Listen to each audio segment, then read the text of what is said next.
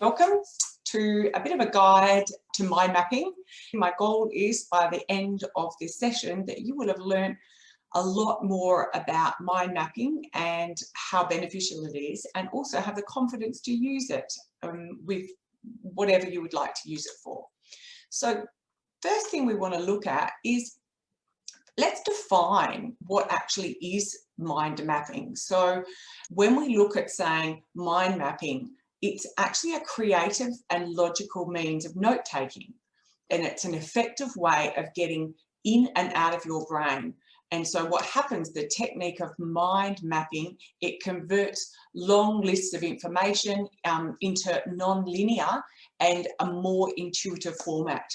So basically, mind mapping, it's a diagram that works in line with your brain's natural tendencies to categorize and also to make connections. So that's what mind mapping is. If you've often thought, I wonder what it actually is. So it's just a creative way to get everything out of your head and to get it into some kind of a logical sense.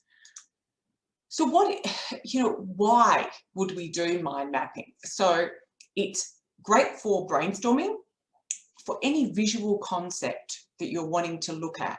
It's great for presenting and creating and communicating new ideas. So if you've got new ideas that you're wanting to create and develop, they're an awesome tool for that. They're also a graphical way to organize things that are, instead of, notes, lines and lines of notes, they're a great way to do that.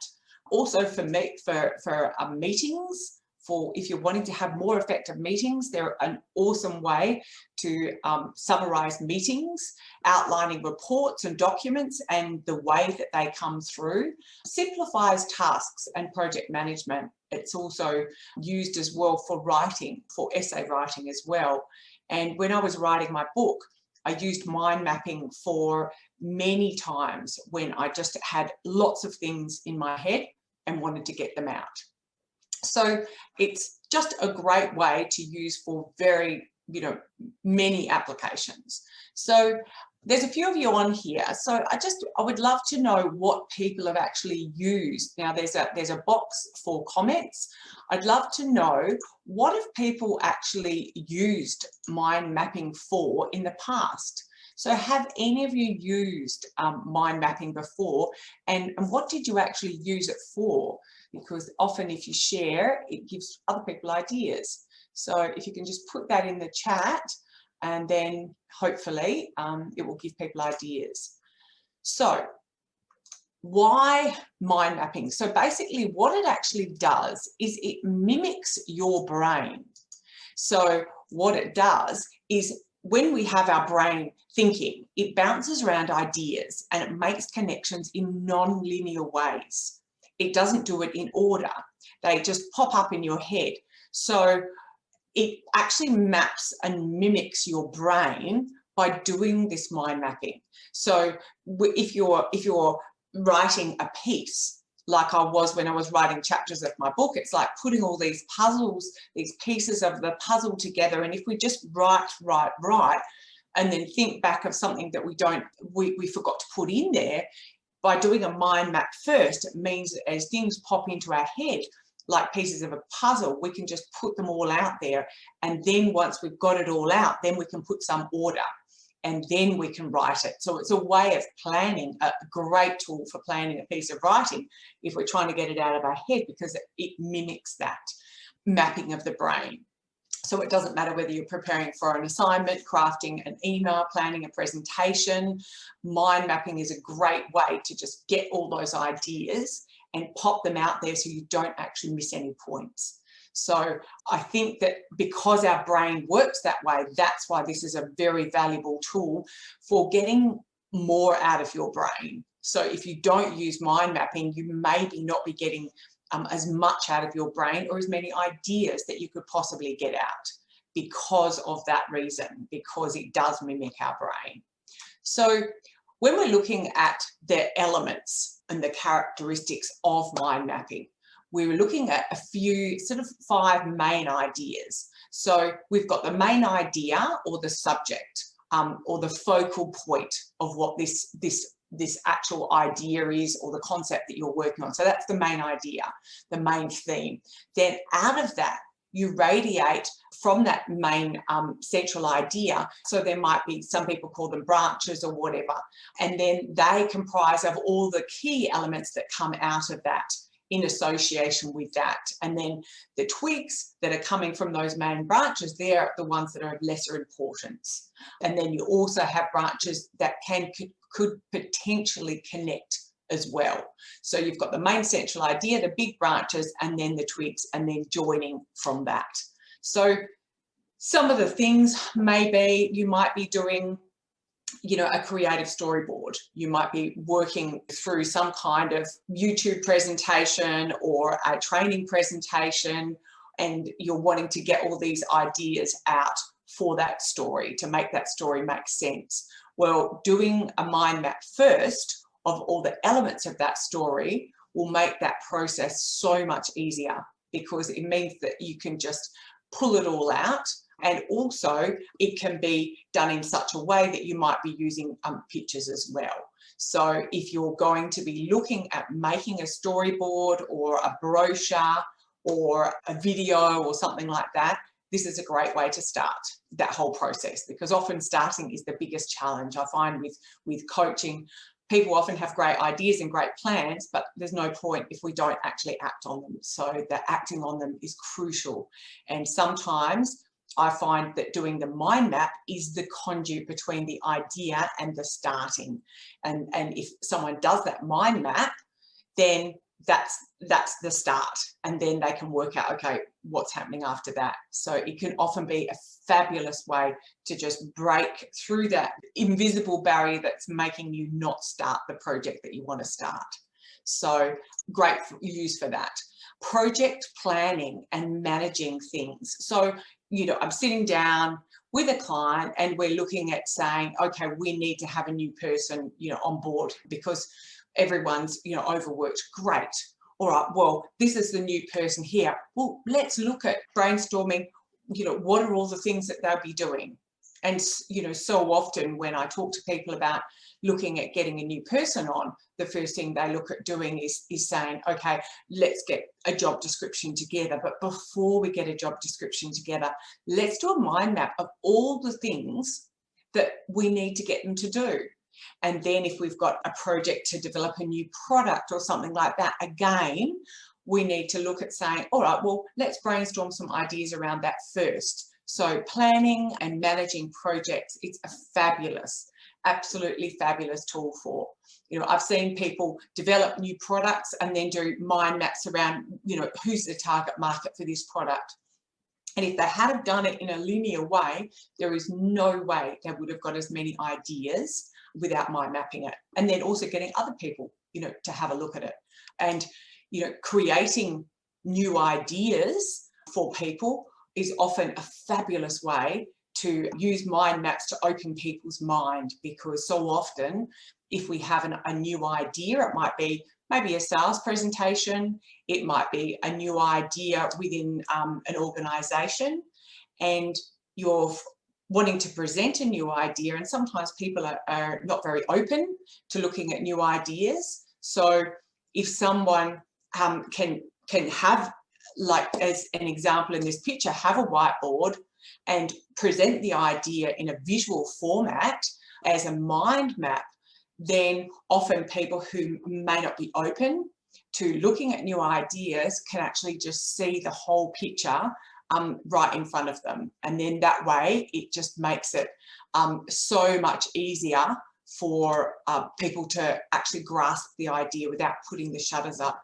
And I find, I don't know why, but people, when presented with new ideas, seem to be a lot more open with mind maps. Maybe it's because generally when you're mind mapping an idea, people are open to you adding to it. So then it means that if you're presenting a new idea to somebody, you're allowing them to take part in the progress of that idea and the success of idea. So generally people who would often be not responsive to a new idea all of a sudden be responsive because they've been invited to see your mind map and they've been invited to add to that mind map. So say if we were looking at, adding a new product or adding a new role in an organisation or changing our website, something like that, then we can say, okay, this is the map of what I've done so far. What can you add to it? What are your thoughts on that? And then there's generally a lot less resistance, and it's more open because there's no closing to it. It's not a static document. So the other thing that I've seen it very successfully used for is a study tool. Fabulous, absolutely fabulous study tool. I remember when my daughter was doing her MBA at university, she used this a lot as a study tool. It's a great way to look at saying, okay, these are all the things that I need to be mindful in this subject, and these are the key elements from this subject. So having that mind map could be, and that's how she used to use it, it was a snapshot of a whole unit. So she would have a mind map of a whole unit before she went into an exam. And then what happens is our mind often remembers pictures a lot easier, and especially as it's only one page. And so if we do that, use that as a study tool, it can often help us to retrieve information on a topic. Now, as a study tool, if we're not a student and we're in business, you might be able to use it as a study tool for studying about your client. If you were going in to have a meeting with a prospect and you've already had a couple of meetings with him, then it would be a great tool to do a little mind map beforehand and say, okay, so say, you're an IT company and your client's they're a prospect for a project. Well, then we can say, okay, so this is the outcome. We're moving to, seamless relocation. Great. These are all the elements we need to look at. And these are all the options we've got. We're going to be looking at cloud. We're going to be looking at hardware. We're going to be looking at relocation. We're going to be looking at all of these different elements. And it shows you've done your homework, and it helps your brain to be very clear on what is that picture you're taking to your client. So not only a study tool in universities, but a study tool for us as adults who need to study and be fully cognizant of all the information and all the elements that we need to have in our brain before we go to the meeting. And it just makes it really simple in one page and very easy, and it shows you've done your homework. Great for summarising lectures. I've used it in professional development seminars. So if I've gone to a seminar on a certain topic, say it might be on, financials, or it might be on different areas of business improvement, on marketing or something like that, fabulous way to keep a great picture of that presentation. And often I've done little snips of the slides and pics of the slides that will help me to remember the presentation, so that then after I've done the webinar or after I've done the live session, I use OneNote and I use a pen, just an electronic pen. Great easy way to have a summary of all of the outcomes from the actual presentation itself. And then when you go back to it, your brain finds it so much easier to access and retrieve the information from the webinar or from the seminar or the lecture or whatever it was you went to, because you've done that mind map. And it just, studies have shown, it increases your personal retention of all of that information. So if you want to help yourself to retrieve, to retain information from professional development or personal development that you're doing in lectures, seminars, workshops, things like that, use the mind map, because you'll be blown away with how much of a difference it actually makes to your retention and understanding when you go back to that information. Or the other thing is when you want to present that idea to somebody else, if you're going back to the company and everyone wants a presentation on what you learnt, if you were going to learn some new software or a new application for the company, that way you'll be able to present it a lot easier because of the way you've done the mind map, because it's just easier to remember and understand. Talking about making it easy to understand is communicating ideas with children as well.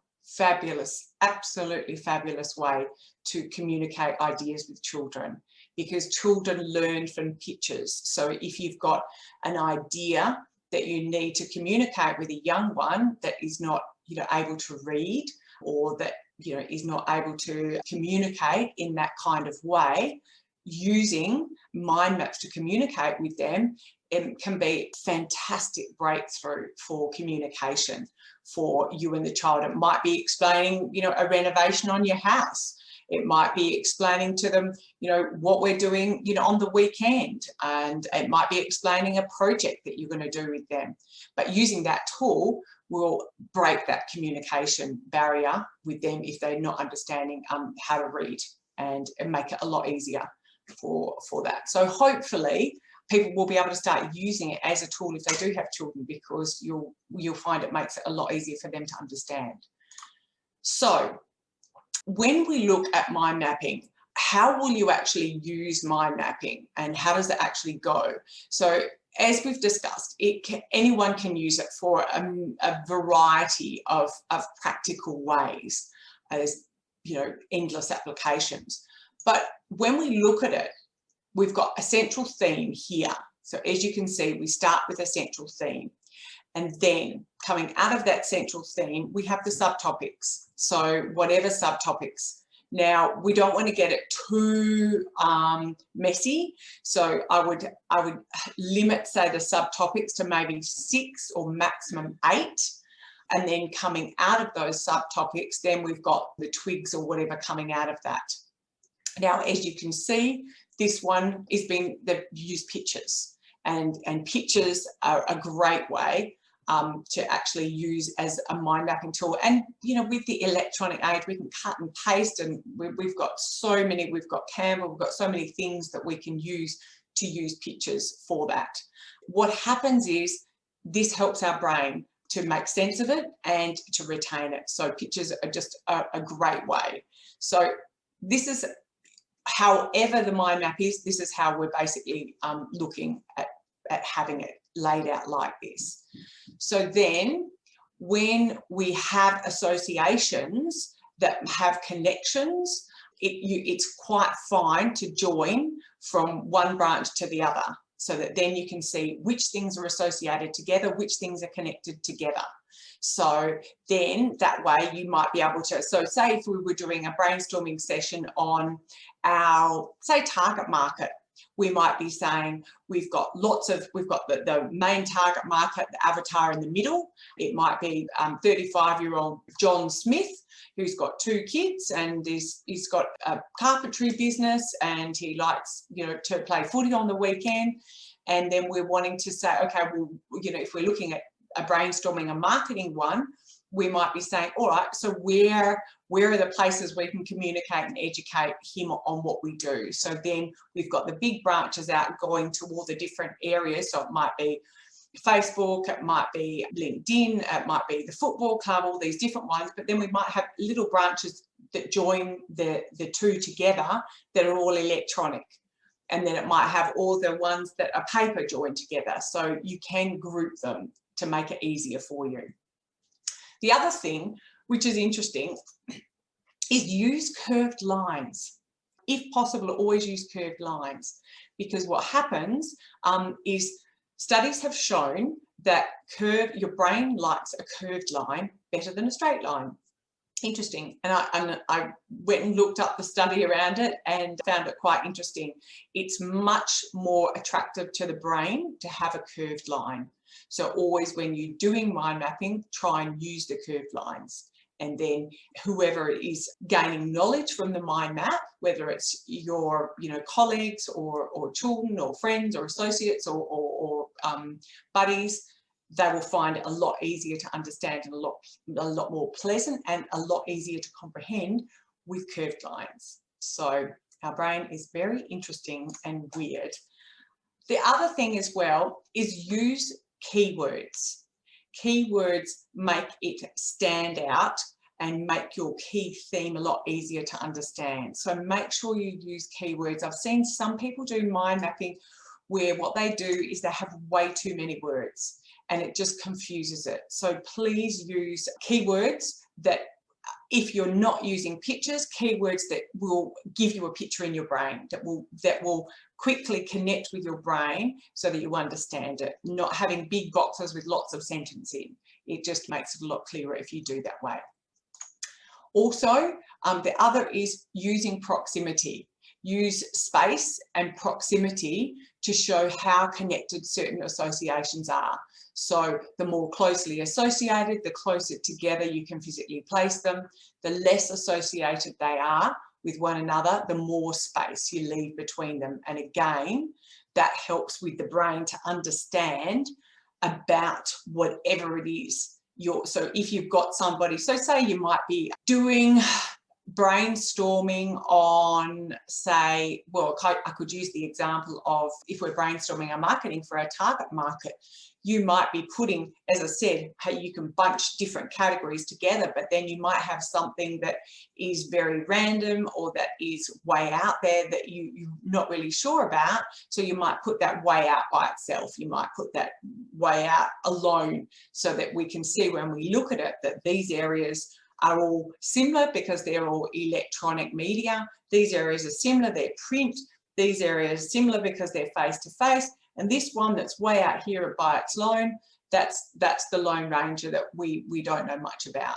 So if we use proximity, it means that different things have different importance. And then when we look at it in 2 seconds, subconsciously, we actually know that. We don't have to guess. Whereas if they were all exactly the same proximity, how do we know what's more important?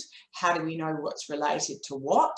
And how do we know what do we need to work on first? This way, it gives us that clear understanding subconsciously. The minute we see it, we can see, okay, what's together, what's relevant, and what's not relevant. So proximity is just one to remember. Colour. One thing that you don't want is for your mind map to be dead and boring. We really want to have colour. Research shows that colour in imagery, it really helps us learn and remember better.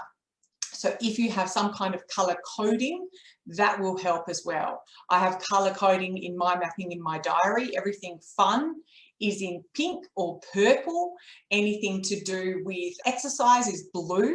Anything to do with clients is green. Anything to do with working on the business is black. Red is really important, and that's just something that I've worked out myself just over time. I just naturally gravitate to that colour.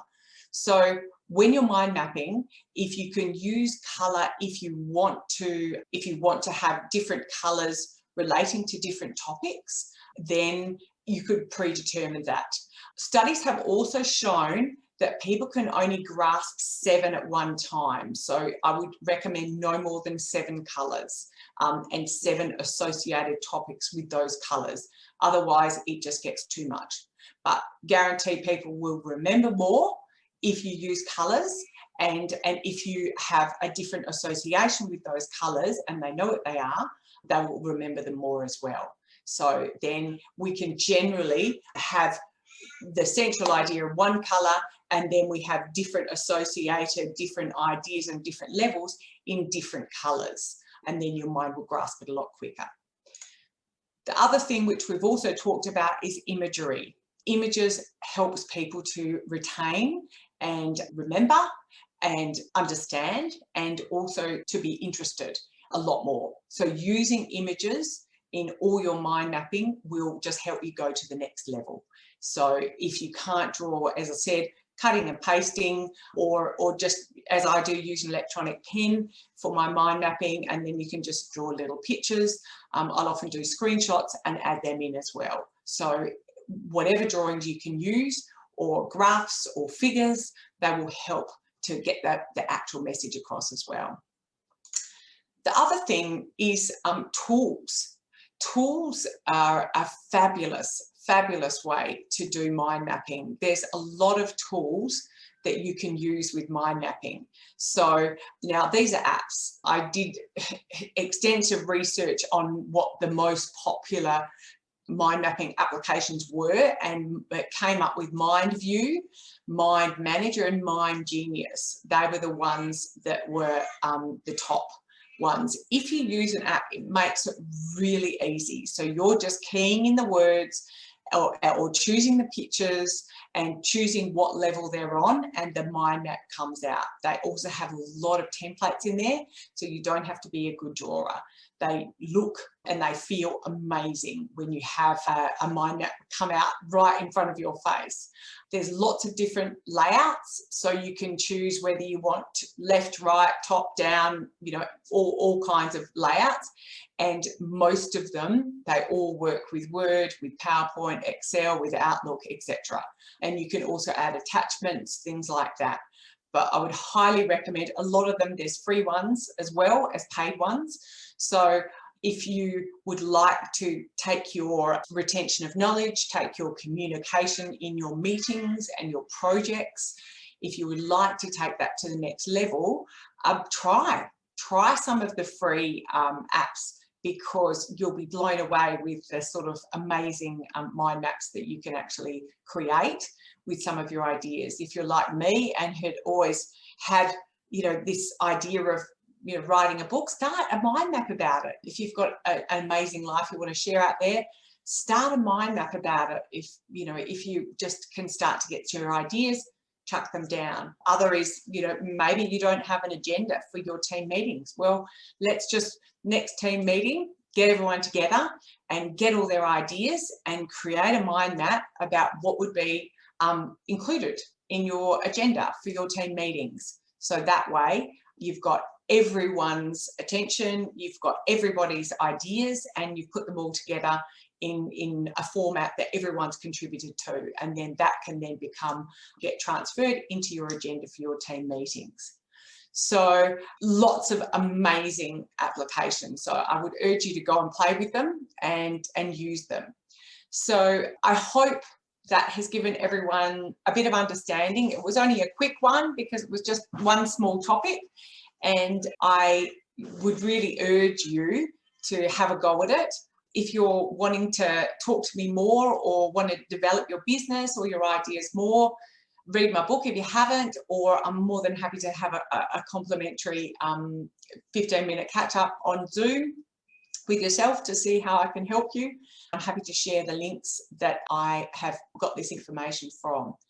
Well, I'm hoping that people have got something out of it, and I will let people go, and I hope it's been a valuable use of your time. And if you do go and use the mind mapping as a tool, well, then it was definitely valuable. So thank you very much.